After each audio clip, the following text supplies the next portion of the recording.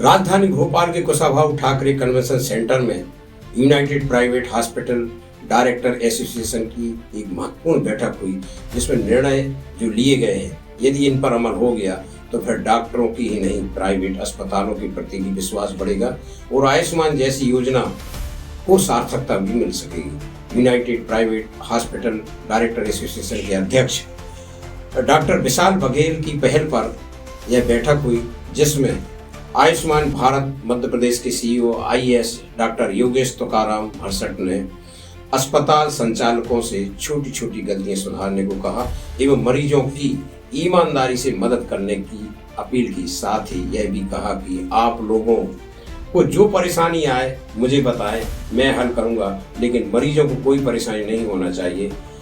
Meeting के बाद doctor Yogesh Tukaram से सार्थक संवाद की चर्चा हुई, जिसे आप जरूर सुनिए। जब से आयुष्मान योजना आई देश में, तब से गरीबों के इलाज के लिए एक राहत की खबर आई। उन्हें कर्ज नहीं लेना पड़ता, उन्हें मकान गिरवी नहीं रखना पड़ती। लेकिन इस दौरान जैसा कि कई बार कई योजनाओं में गड़बड़ होता है, मध्य प्रदेश में कई अस्पतालों में आयुष्मान योजना में गड़बड़ पाई गई।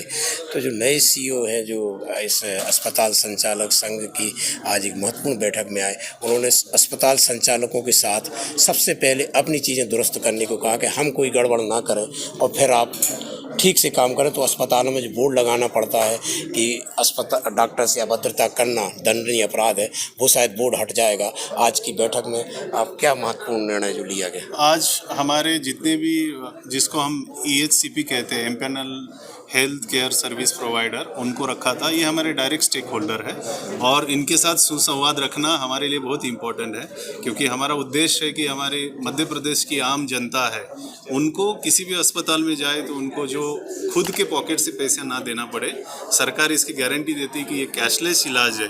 तो हमने इस पर व्यापक चर्चा की। अस्पताल के जो इश्यूज़ थे वो इश्यूज़ हमने डिस्कस किए और ये अस्पताल और हमारा आयुष्मान कार्यालय, इनके द्वारा हम लोगों ने डिसाइड किया है कि कैसे हम लोगों को ज़्यादा से ज़्यादा बेनिफिट दें, जो भी इश्यूज़ है उसको समय सीमा में ठीक करें। इस प्रकार से चर्चा हो गई और बहुत ही अच्छा ये इनिशिएटिव रहा, जिसमें अस्पताल और एक मंच पे उनके बीच में सुसंवाद रहना बहुत आवश्यक है।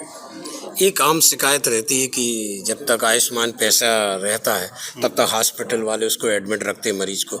जब वो पैसा ख़त्म होता है तो वो कहते हैं आप डिस्चार्ज कर जाओ, यहाँ सुविधा नहीं है, आप कहीं और इलाज कराइए। तो इसका कैसे आप? मुझे लगता है इस प्रकार की शिकायतें एक हाथ दूसरी जगह होगी, बट आपके माध्यम से मैं कहना चाहूँगा, मध्य प्रदेश में लगभग 28 लाख लोगों ने इलाज लिए हैं। 9,000 करोड़ रुपए जो है इस इलाज में दिए गए हैं। लगभग 24-25 में देखा जाए तो कई कैंसर के मरीज, कई गंभीर बीमारी जो हार्ट से संबंधित है, कई ट्रांसप्लांट मतलब जो अंग प्रत्यारोपण है, लगभग 70 से अधिक अंग प्रत्यारोपण जो है एक साल में मध्य प्रदेश के अंतर्गत हुए। तो देखा जाए जो अच्छी साइड है आयुष्मान की, कि गरीब के गरीब व्यक्ति को रिनल ट्रांसप्लांट के लिए 5 लाख रुपए तक का इलाज मिल रहा है। तो ये जो छोटी चीज़ें हैं कि जहाँ पे पेशेंट को क्वालिटी केयर नहीं दी गई, डिस्चार्ज करने के लिए कहा, तो हमारा एक सशक्त मैकेनिज्म है शिकायत को हैंडल करने के लिए। मेरे पास CM हेल्पलाइन से शिकायत आती है, CP ग्राम से आती है, CG ग्राम से आती है। हमारा एक कॉल सेंटर है, 24 घंटे इसमें काम करता है। किसी भी माध्यम से शिकायत आती है तो हम लोग त्वरित नोटिस इशू करते हैं हॉस्पिटल को, उनको अपनी जो भूमिका है वो रखने का समय देते हैं।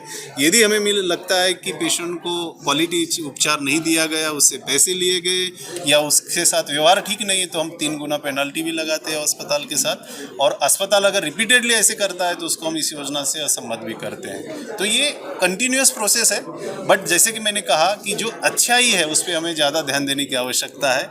मुझे लगता है एक दो शिकायतें ऐसे आती है, हर कोई स्कीम अपने अपने फुल प्रूफ नहीं रहती है।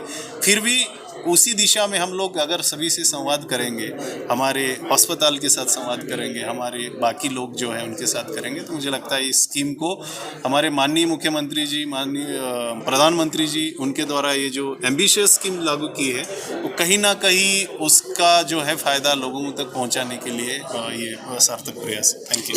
एक लास्ट क्वेश्चन, एक जो आम शिकायत रहती है कि कोई अस्पताल अधिकृत नहीं है आयुष्मान के लिए, मरीज पहुंच जाता है, फिर दिक्कत होती। और दूसरा ये आता कि आप जैसे रोग के लिए इसके लिए आयुष्मान में प्रावधान नहीं है, तो इससे कैसे है इसमें? देखो, मैं बताने के लिए मुझे बहुत हर्ष हो रहा है कि लगभग 1100 अस्पताल आयुष्मान के अंतर्गत है, और जो भी बचे हुए हैं उनके लिए भी ये हम लोग उनको कहते हैं कि वो हमारे HEM पोर्टल है, वहाँ पे अप्लाई कर लीजिए, अपनी फैसिलिटीज़ के बारे में बता दीजिए। वहाँ पे डॉक्टर्स होने चाहिए, ICU और ऑपरेशन थिएटर वगैरह ये सभी जो सुविधा आवश्यक लगती है होनी चाहिए, उनके पास लाइसेंसेस होने चाहिए। ये सब कुछ होने के बाद हम उनको एम्पैनल करते हैं। बट कई जगह पे ऐसे मरीज हैं उनको पता नहीं होता है, तो उसके लिए हम बहुत ही एक अच्छा चार्टबॉट लॉन्च हम करने वाले हैं आने वाले समय में, जिसमें कोई भी व्यक्ति व्हाट्सएप के माध्यम से देख सकता है कि कौन सा अस्पताल में कौन सी बीमारी का इलाज है, तो उसके लिए सुविधा होगी।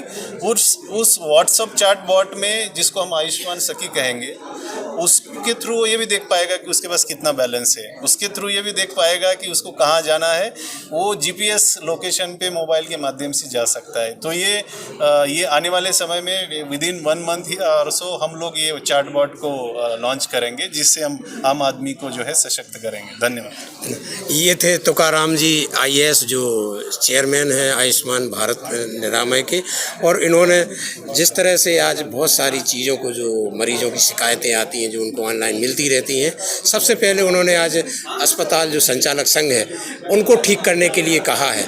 और यदि वास्तव में अस्पताल संचालक संघ के जो सदस्य आज यहाँ मौजूद थे, विभिन्न अस्पतालों को जो चलाते हैं, यदि वो ठीक कर पाए अपनी आज जो डिस्कस हुआ है, तो मुझे लगता है कि अस्पताल और डॉक्टरों से जो पुराना विश्वास है वो पुनः लौट पाएगा। देवदत्त दुबे, सार्थक संवाद के लिए।